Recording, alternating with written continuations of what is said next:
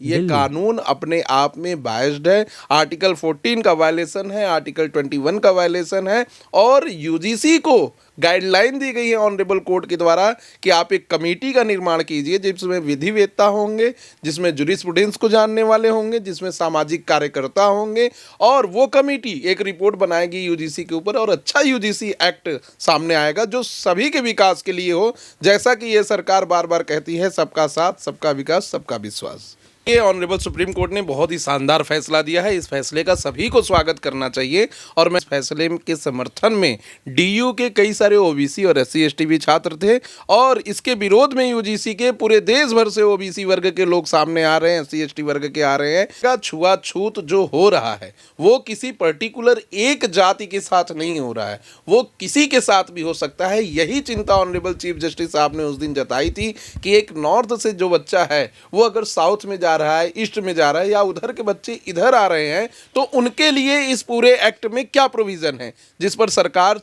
की तरफ से जो एडवोकेट अपीयर हो रहे थे उन्होंने भी माना कि इसमें गलती है और उनका भी साफ साफ कहना था कि कोई विधिवेत्ता जो कानून की थोड़ी भी जानकारी रखता है वो इस एक्ट को देखते ही बता देगा कि इसमें आर्टिकल 14 जो equality before the law and equal protection of law की बात करता है उसका वायलेशन हो रहा है। तो जो ऑनरेबल कोर्ट ने डिसीजन लिया, जो सर्व समाज के लिए डिसीजन लिया गया, वो सबसे सही माना जाना चाहिए। ऑनरेबल कोर्ट ने एक चीज़ और इसमें कही कि आफ्टर 78 ईयर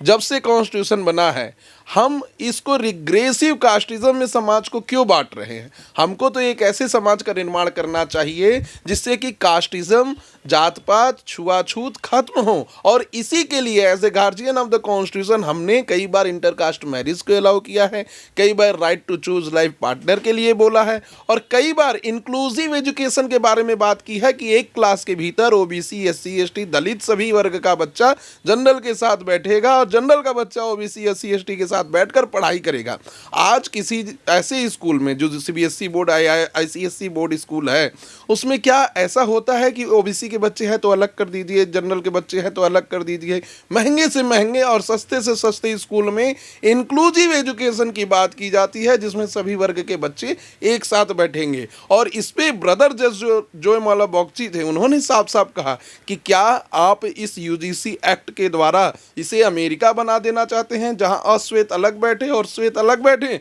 ऐसा हम होने नहीं देंगे और जो लोग इसका विरोध कर रहे हैं ऑनरेबल कोर्ट के ऑर्डर को, उनको मैं बता देना चाहता हूं कि उनके विरोध करने से सरकार उनका कुछ कर नहीं सकती क्योंकि as a guardian of the constitution supreme court के पास ये अधिकार है कि कानून अगर कोई बना के लाता है पार्लियामेंट से तो उसको चेक एंड बैलेंस कर सकता है कि क्या इसमें कॉन्स्टिट्यूशनल मैकेनिज्म को फॉलो किया गया है कि नहीं। वही ऑनरेबल सुप्रीम कोर्ट ने किया और आगे चल के आप देखेंगे कि बेहतर यूजीसी आएगा जो सबके लिए आएगा और सभी वर्ग उससे खुश भी रहेगा। सर आपको क्या लगता है कि भेदभाव नहीं हो रहा? मतलब ठीक है एससी एसटी ओबीसी के साथ जो भेदभाव हो रहा है उसके लिए यूजीसी कोई तो नियम लेकर आएगी। अब लेकर आ गई तो जनरल वालों का विरोध दिखने को मिल गया और फिर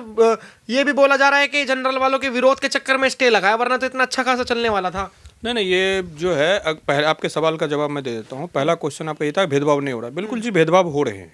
कई बार ऐसा देखने को आता है, लेकिन इसका मतलब ये भी नहीं है कि आप सिर्फ जो है जनरल वालों के भेदभाव से और उन एससी एसटी ओबीसी वालों को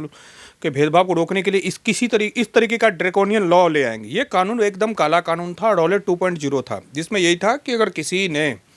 टीचिंग स्टाफ मतलब जो प्रोफेसर है, assistant professor, associate professor, dean वो हो गए और स्टूडेंट और एक बार नॉन टीचिंग स्टाफ जो एडमिनिस्ट्रेटिव विंग करते हैं, किसी भी मतलब यूनिवर्सिटी के अंदर ये तीनों टीचिंग, नॉन टीचिंग और स्टूडेंट में अगर किसी ने भी आरोप लगा, सिर्फ आपके ऊपर महज आरोप लगा दिया कि ये मेरे साथ जातिगत भेदभाव करते हैं, मुझे मेरे फॉर एग्जाम्पल कोई यादव लड़का है ओबीसी समाज से है, उसका नाम फॉर एग्जाम्पल नाम विकास यादव ही, हम एक सिर्फ एग्जाम्पल लेते हैं, किसी को उसको अदरवाइज ना लें।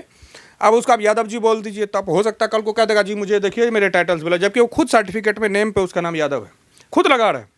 तो कहने का मतलब मिसयूज हो सकता है लॉ का, जबकि ये एक्ट जो लाया गया था वो सिर्फ आरोप लगाने पर जो है आपको आप पे जब इंक्वायरी बैठ जाएगी, आपकी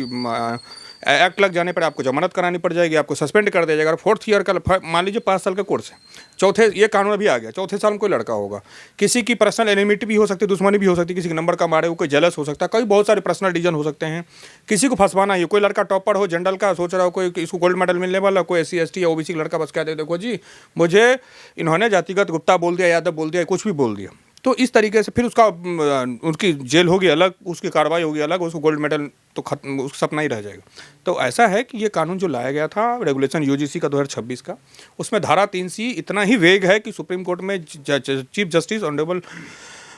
सूर्यकांत और जस्टिस जयमाला बागची ने साफ साफ उन्होंने कहा कि ये हम भारत 75 साल आगे जाना चाहिए, होना चाहिए। तो आप जाति में भेदभाव बोल रहे हैं, अलग अलग अमेरिका की तरह आप गोरे और काले के लिए अलग अलग हॉस्टल बना रहे हैं, तो ये गलत है। और ऐसा लगता है कि किसी ने जो है ना कोई मादक पदार्थ ले लिया होगा शाम को और कहीं कुछ भी चिड़िया बैठा दिया है, कोई लॉजिक नहीं, कोई सेंस नहीं, कोई जुडिशल माइंड अप्लाई नहीं हुआ है। और सुप्रीम कोर्ट ने यह भी बताया है कि आप टॉप एकेडमिशियन जो है प्रोफेसर्स होंगे, जैसे प्रोफेसर उपेंद्र बख्शी, प्रोफेसर अमित डंडा, जितने भी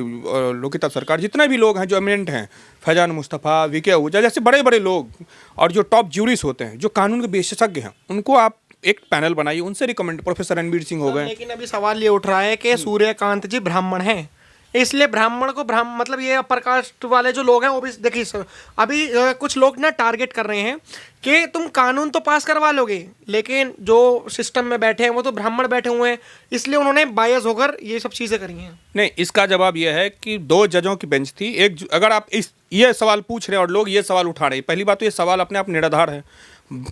आदमी है तो जाति व्यवस्था अगर भारत में है तो किसी जाति का तो होगा, ठीक। दूसरा सवाल, उसी बेंच में जस्टिस जयमाला बागची है जो दलित बैकग्राउंड से आते हैं, ठीक है। तो आप तो ये भी कह सकते हो जयमाला बागची का, अगर आप पूरे प्रकरण को मैंने अब 29 तारीख को कोर्ट नंबर 1 में आइटम नंबर 34-35 में था, मैं था कोर्ट के अंदर, उसमें जस्टिस सूर्यकांत से ज़्यादा नाराजगी जस्टिस बागची साहब थे। अच्छा, हाँ बिल्कुल, वो मानते हैं, वो बहुत ही प्रोग्रेसिव जज हैं। अब आने वाले टाइम में उनका सीजीआई के लाइन में भी है, 2030 में सीजीआई भी बनेंगे, कोलकाता से है, कोलकाता हाईकोर्ट से उनका एलिवेशन हुआ है। तो कहीं ना कहीं वो नाराज थे कि उनका ये कहना है कि कॉन्स्टिट्यूशनल मेन प्रिंसिपल के अगेंस्ट है, ये कॉन्स्टिट्यूशन के मेन प्रिंसिपल के अगेंस्ट है। उन्होंने इसमें भारत सरकार के सॉलिसिटर जनरल को फटकार लगाई कि भाई इस तरीके से कानून आप कैसे बना सकते हैं, और उन्होंने उनका डिटेल्ड ऑर्डर आ चुका है, पैरा नंबर 7 में उन्होंने जो है इसको होल्ड किया है, स्टे कर दिया है फिलहाल। अभी रेगुलेशन अभी स्टे में नहीं है यूजीसी के। और दूसरा ये कि 19 मार्च को उन्होंने नोटिफिकेशन जारी करते हुए डेट लगाई है। इस डेट में जो है सरकार की तरफ से सॉलिसिटर जनरल अपीयर होंगे, और रोहित बेमुला और एक और लड़की थी जो सुसाइड कर ली थी, उसकी तरफ से पार्टी पायल तड़वी, हाँ, उनके तरफ से इंदिरा जयसिंह, उन्होंने कोर्ट को बहुत डिस्टर्ब करने की कोशिश की। वो चाहती, पूरा भरकस उनकी प्रयास यही था कि स्टे ना हो, लेकिन स्टे सुप्रीम कोर्ट ने इस जो लॉ को अनरिजनेबल मानते हुए स्टे कर दिया है।